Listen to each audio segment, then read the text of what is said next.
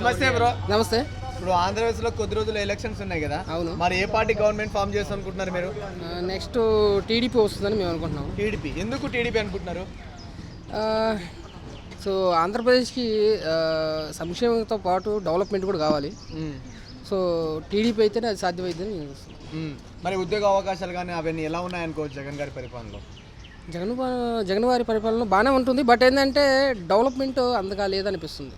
సంక్షేమ పథకాలు ఇంటింటికి చేరుతున్నాయి, బట్ డెవలప్మెంట్ కూడా కావాలి కదా. సో పోలవరం ఉంది, సో పోలవరం కూడా డెవలప్మెంట్ కావాలి. పోలవరం అనేది ఎప్పటి నుంచో జరుగుతుంది, బట్ ఇప్పుడు వరకు ఏమీ లేదు, ఇప్పుడు వరకు ఏమి జరగలేదు జగన్ గారి హయాంలో. చంద్రబాబు గారి హయాంలో పోలవరం కొంతవరకు కంప్లీట్ అయింది, బట్ ఇంకొక 5 years ఉంటే అది కూడా కంప్లీట్ అయిపోయేది. సో అది వెనక్కి వెళ్ళిపోయింది, పోలవరం వెనక్కి వెళ్ళిపోయింది. ఇప్పుడు సిట్టింగ్ ఎమ్మెల్యే మారుస్తున్నారు కదా జగన్ గారు, సో దాని మీద మీ అభిప్రాయం ఏంటి? జగన్ గారు సిట్టింగ్ ఎమ్మెల్యేలు మారుతున్నారంటేనే దాన్ని బట్టి అర్థమవుతుంది ఎందుకు మారుస్తున్నారో. సో ఇప్పుడు చంద్రబాబు నాయుడుతో పాటు జనసేన పార్టీ కూడా కూటమితో వెళ్తుంది. ఇప్పుడు బీజేపీ కూడా ఆ ప్లేస్లో వస్తుంది కాబట్టి, సో బలమైన పార్టీ, బలమైన ప్రత్యర్థిగా ఉంటారు జగన్ గారికి. అంటే ఇప్పుడు ఎమ్మెల్యేలు మారుస్తున్నారు, అదేవిధంగా చూసుకుంటే మన సంపూర్ణ మద్యపాన నిషేధం చేస్తామని చెప్పారు కదా, సో దాని మీద మీ అభిప్రాయం ఏంటి? ఆయన హామీ ఇచ్చినారు 2019 ఎలక్షన్ టైంలో మద్యపానం పూర్తిగా నిషేధం చేస్తామన్నారు. కానీ అతనిది ఆచరణ సాధ్యం కాదు అనేది అది అందరికీ తెలుసు. బట్ ఏంటంటే ఆయన హామీ ఇచ్చారు, అది నిలబెట్టుకోలేకపోయారు. సో దానికి కారణాలు చాలా ఉంటాయి. మరి వాలంటీర్ వ్యవస్థ పైన మీ అభిప్రాయం ఏంటి?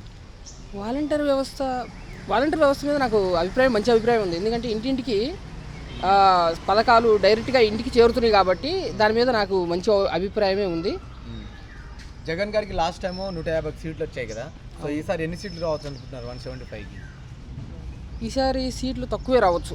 ఈసారి ఈ పొత్తులు వస్తున్నాయి కదా, జనసేన, టీడీపీ అండ్ బీజేపీ కూడా వస్తుంది కాబట్టి, సో బలమైన ప్రత్యర్థిగా జగన్ గారికి పోటీగా రావచ్చు. ఫైట్ కూడా total fight between YCP and కూటమికి బిగ్ ఫైట్ ఉంటుంది. ఇప్పుడు చంద్రబాబు నాయుడు గారు సీఎం అయితే వాలంటీర్ వ్యవస్థను ఇచ్చే ఛాన్సెస్ ఏమైనా ఉందంటారా? మేము అనుకుంటున్నాం వాలంటీర్ వ్యవస్థను రద్దు చేయరేమో అని నేను అనుకుంటున్నాను. సో దానికి ప్రత్యామ్నాయంగా ఇంకా మంచిగా ఏమన్నా దాన్ని ఇంకా ఇంప్రూవ్ చేసే అవకాశం ఏమైనా ఉందని నేను ఎక్స్పెక్ట్ చేస్తాను. పవన్ కళ్యాణ్కి 24 సీట్స్ ఇవ్వడంపై మీ అభిప్రాయం ఏంటి? పవన్ కళ్యాణ్కి 24 సీట్స్ రావటం దాని మీద అభిప్రాయం ఏముంది కానీ, బట్ ఏంటంటే సో బలాలు చూడాలి మెయిన్.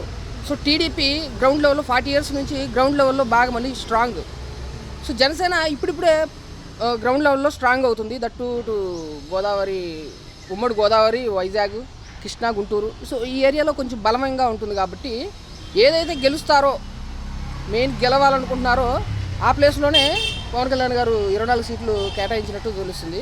సో ఆ ఏరియాలో చాలా బలంగా ఉంది కాబట్టి ఈసారి గెలిస్తే 24 సీట్లు పక్కా గెలవాలని ఫిక్స్ అయ్యారు. కాబట్టి ఎందుకంటే ఓట్లు చీలకూడదు, ఓట్లు చీలితే సో అది జగన్ గారికి యాడ్ అయిన అవకాశం ఉంది కాబట్టి ఓట్లు చీలకుండా వాళ్ళు స్ట్రాంగ్గా ఉంటున్నారు. ఓవరాల్గా ఒక్క మాటలో నెక్స్ట్ టైం ఎవరు అనుకుంటున్నారు? నెక్స్ట్ టైం చంద్రబాబు నాయుడు వస్తే బాగుంటుందని అంటారు.